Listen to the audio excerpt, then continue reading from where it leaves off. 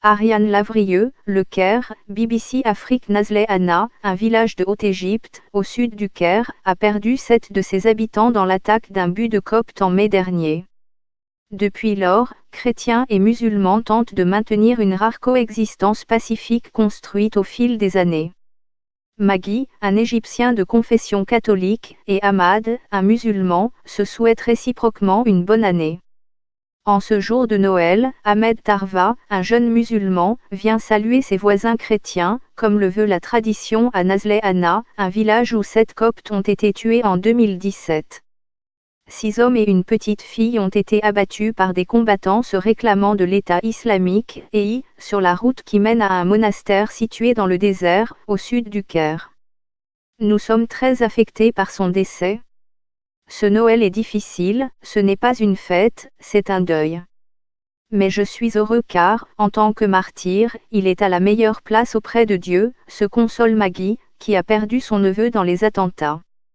Dans le salon trône le portrait de son neveu, à côté de celui de la Vierge Marie. Sa tante Badreya était dans le bus à bord duquel le jeune homme a été abattu. On est une famille très unie. Je n'ai pas pu aller à la messe de Noël, je suis resté à la maison avec sa mère. Tout le village partage notre tristesse, il avait plus d'amis musulmans que chrétiens. Ils ont tous participé aux funérailles. C'était une très belle cérémonie, se souvient Badreya. Lire aussi, Égypte, bilan de l'attentat revu à la Haute-Égypte, l'église copte proteste contre Washington. Le père Bernabé Daoud salue la cohabitation pacifique entre chrétiens et musulmans à Nazleh Anna. Ce Noël-ci, il y a plus de musulmans que de chrétiens qui viennent me saluer. On sent plus de soutien de leur part, se réjouit-il en présence d'Ahmad. Ce dernier, un étudiant âgé de 20 ans, acquiesce et reconnaît que cette solidarité interconfessionnelle est rare en Haute-Égypte.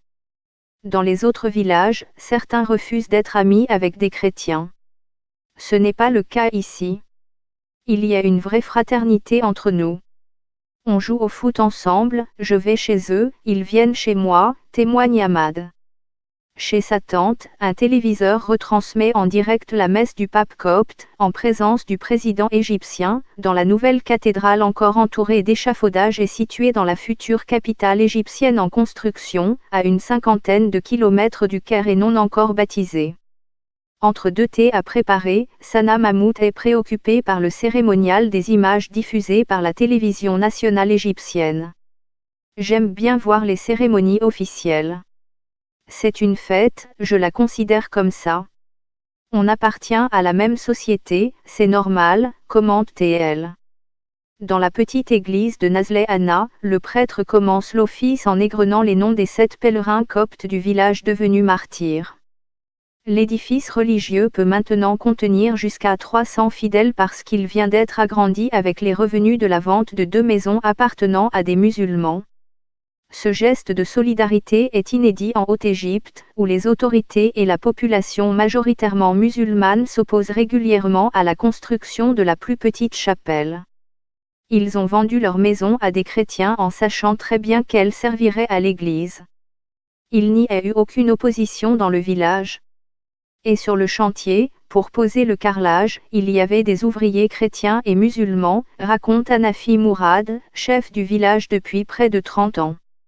Mais l'attentat perpétré il y a 7 mois contre le but des Coptes du village a ébranlé cette coexistence pacifique, selon Hanafi Mourad. Certains chrétiens ont commencé à penser que tous les musulmans étaient responsables de cet attentat. Mais c'est faux, regardez l'attentat contre la mosquée du Nord Sinaï, qui a fait 308 morts. De quoi serait-on coupable? On ne laisse pas plus quand des églises sont visées. Ces terroristes n'ont pas de religion, s'explique le chef du village. Shema Tarva, une vendeuse de vêtements, estime, elle aussi, que les relations entre musulmans et chrétiens se sont un peu détériorées. Juste après l'attaque, j'ai vu sur Facebook des messages insultant le prophète Mohammed et critiquant l'islam. Certains jeunes chrétiens sont devenus beaucoup plus froids avec nous. Ça m'attriste, bien sûr, se désole-t-elle.